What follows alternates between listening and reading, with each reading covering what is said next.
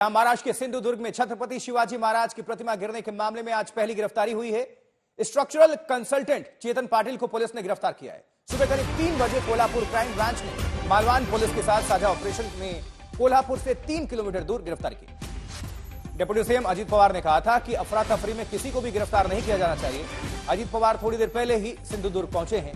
अजीत पवार इस मामले में सबसे पहले उन्होंने माफी मांगी, फिर सीएम शिंदे और फडणवीस ने भी माफी मांगी।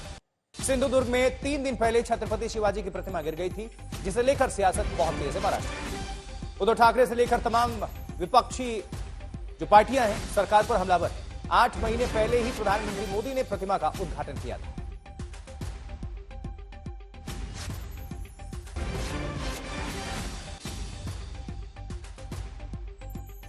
लेकिन इस विवाद में सबसे बड़ी खबर यह है कि डिप्टी सीएम अजीत पवार ने महाराष्ट्र की जनता से माफी मांग ली है।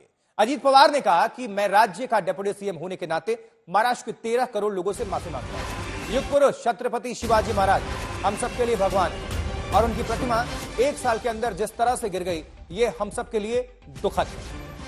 महाराष्ट्र के 13 करोड़ लोगों से माफी, ये अजीत पवार का कहना है।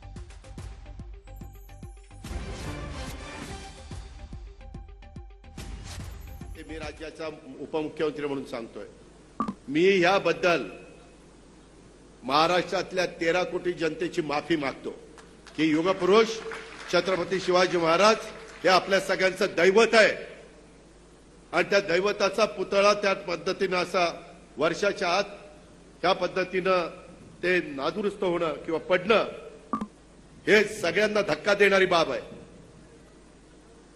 यामध्ये जे कोणी दोषी असेल ते कोणी असू द्यात, वरिष्ठ अधिकारी असू द्यात, खालचे असू द्यात, कॉन्ट्रैक्टर असू द्यात, तो कॉन्ट्रैक्टरला तर काळ्या यादीमध्ये टाकला पाहिजे।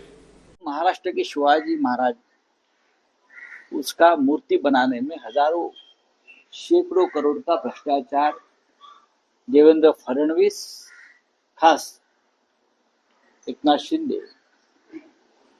अब अजीत पवार जी ने कहा है कि मैं आंदोलन करूंगा, उससे क्या होगा, इस्तीफा दीजिए।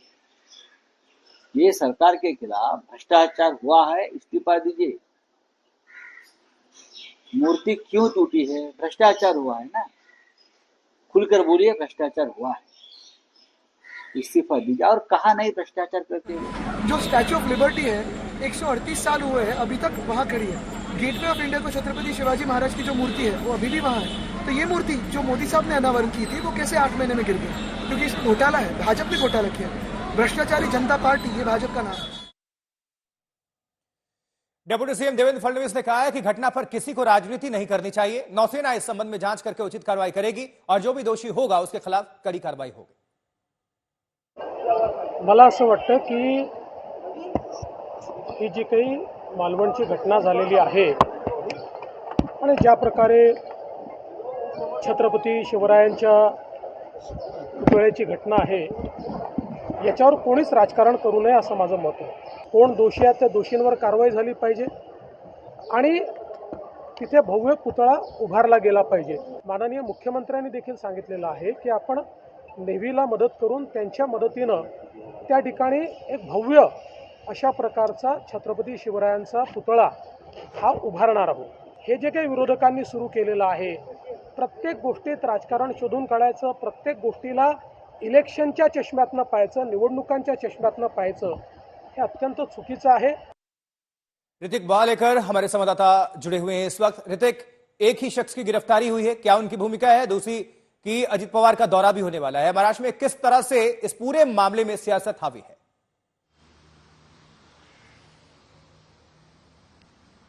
जी बिल्कुल, देखिए विपक्ष ने सरकार को छत्रपति शिवाजी महाराज के पुतले के गिरने के बाद जो घेरा हुआ है, उसके बाद अब खुद डिप्टी सीएम अजीत पवार जो कि सरकार का हिस्सा है, वो भी अपने पार्टी के प्रदेश के मुखिया सुनील तटकरे के साथ आज सुबह 7 बजे मालवन सिंधुदुर्ग उस घटना स्थल पर पहुंचे जहां पर यह घटना घटी है। हालांकि हम देख सकते हैं कि किस तरह से जगह जगह पर एनसीपी अजीत पवार गुट से मुख्य मोर्चे भी आयोजित किए गए थे और अब विपक्ष के साथ सरकार के सहयोगी दल भी आक्रामक होते कहीं ना कहीं दिख रहे हैं। हालांकि कंसल्टेंट इस पूरे स्टैचू के लिए जो नियुक्त किया गया था चेतन पाटिल, उसको देर रात कोल्हापुर से पुलिस ने हिरासत में तो ले लिया है, लेकिन जो स्कल्प्टर है, जो शिल्पकार है जयदीप आपटे, वो अभी भी फरार बताए जा रहे हैं। उनको अभी भी पुलिस ढूंढने की कोशिश कर रही है, जिस पर अब विपक्ष आक्रामक होकर सवाल पूछ रहा है कि ये कब तक फरार रहेंगे, क्या पुलिस इन्हें पकड़ पाएगी या नहीं। आपको बता दें कि आज प्रधानमंत्री नरेंद्र मोदी भी मुंबई आ रहे हैं और कांग्रेस के कार्यकर्ताओं ने जगह जगह पर माफी मांगो मोदी नाम के पोस्टर लगाए हुए हैं और उसके साथ उस घटनास्थल के फोटो भी लगाए हुए हैं। तो कहीं ना कहीं ये पूरा मामला जो है ये महाराष्ट्र की राजनीति में तूल पकड़ता दिख रहा है और विपक्ष इस पर बैकफुट पर जाते हुए दिख रहा है। शुक्रिया ऋतिक इस खबर पर जानकारी पहुंचाने के लिए।